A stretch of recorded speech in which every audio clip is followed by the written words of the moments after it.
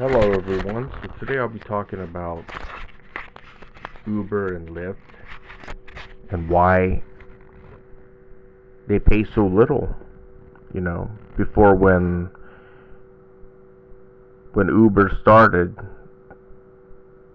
um, I think they started around 2012, and then they started to become more and more mainstream, maybe around 2015, 2016, and basically they pretty much decimated the taxi cab industry when they were becoming popular and when they were spreading from city to city across the United States. And after that, they started to spread to different countries and stuff like that.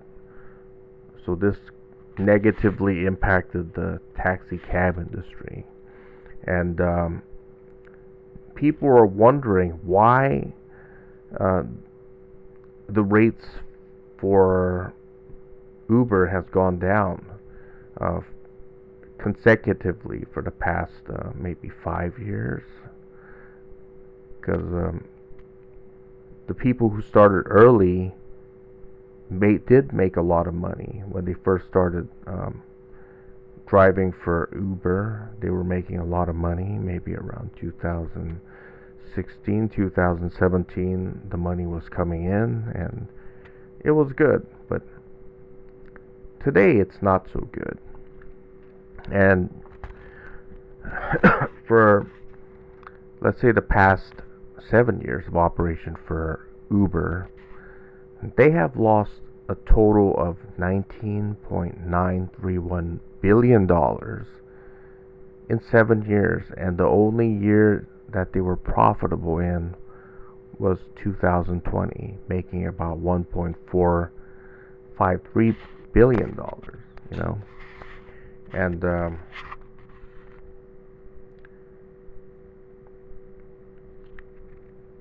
it's very simple. The Uber was created. I mean, not created, but it was created to be some kind of a cab company. But the people who invested in it, like SoftBank and other investment firms, um, used concept of blitz scaling. What they believed was, if they pour a lot of money into a startup, um, the startup would become big, very quickly, and they would monopolize a industry, like in this case, the transportation industry, the cab industry, right? Because at one point in time, um, Uber was less expensive to use than, let's say, the cabs, and even maybe even the bus. It was more convenient than using a public transportation, right? But now this is not so.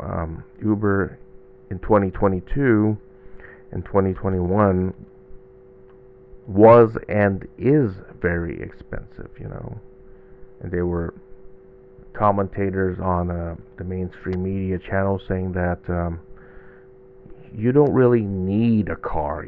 They were saying this back in 2017, 2018. Having a car is an obsolete concept because you could just use your cell phone and call Uber. And this came out to be false, right? Because if you had your own car, if you have your own car, even with all the expenses that are associated with having an automobile, like car insurance, you have to do car maintenance on your car, and all the other expenses that go into owning a car, like you may have a car payment or whatever. I would say it's still cheaper than calling up an Uber. And the Uber drivers got screwed too, because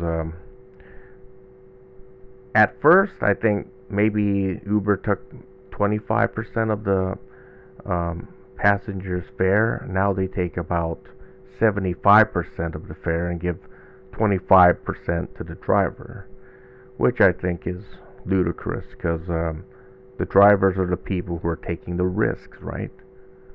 The risk of getting into an accident, the risk of um, getting robbed by criminals and stuff like that, because we've been seeing more and more of that since 2020 of carjackings and stuff like that. So there's a safety issue there. You're taking a risk, you can get into an accident, and obviously it's not an easy job, right? So so over the past maybe 4 years or 3 years, it's not it hasn't been worth the risk of going or driving for Uber because it doesn't make any sense. You're not being paid a lot. So this whole model of blitzscaling wasn't made to benefit the investors because the CEOs of Uber and Lyft, they're giving themselves like $20 million a year in salaries, right? So they don't care, if the company goes under, after their term as CEO is over, they would have maybe $80 million or $100 million in their bank account, and they could throw lavish parties, and they could write off a lot of things like drive the company car, drive a Bentley or something to work, or a Ferrari, all on the all by using it as a business expense, right? Buying the most expensive cars, maybe having $1,000 haircut, and having $100,000 parties, and paying their friends, getting their friends into the company, and giving them salaries of maybe, I don't know, $300,000, $500,000 a year, and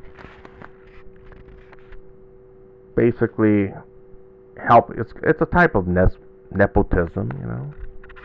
So basically, people wonder why they're constantly losing money.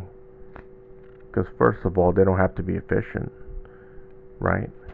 And even in 2022, 3 quarters of 2022, the revenue for 2022 for 3 quarters was 20. Operating expenses was $24.96 billion, and the revenue was $23.270 billion.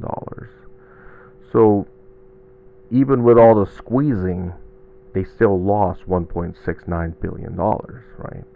Even with taking more of the fares from the drivers and putting the squeeze on the drivers and doing all this, they still came out negative. But the loss was less than, let's say, 2019, where they lost $8.4 billion, right? Even with the squeeze, they're still losing money, so it's not a profitable business. And a business has to be profitable, right? And quite recently, with the tech crash and everything, the investors wanted to see more than just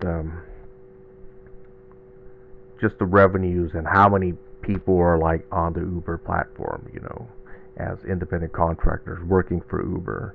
They wanted to see more, they wanted to see profits, and I guess it was kind of like a wake-up call for the investors. They lost a ton of money, and like I said, all the money went into the expensive parties that these CEOs and the people in the company put on, the expensive lunches, the $20 to $30 million salaries the CEOs earn, and I don't know how the CFOs earn millions of dollars as well, and who knows? You have other employees who make a lot of money as well, like the engineers who make, who knows, 150 to $250,000 a year, stuff like that. So that's where all the money went, you know.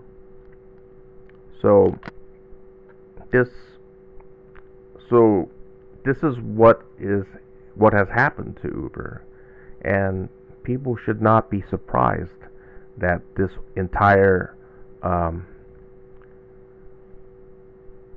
the foundations of blitzscaling and sending billions of dollars, venture capitalists funding these tech firms which weren't profitable,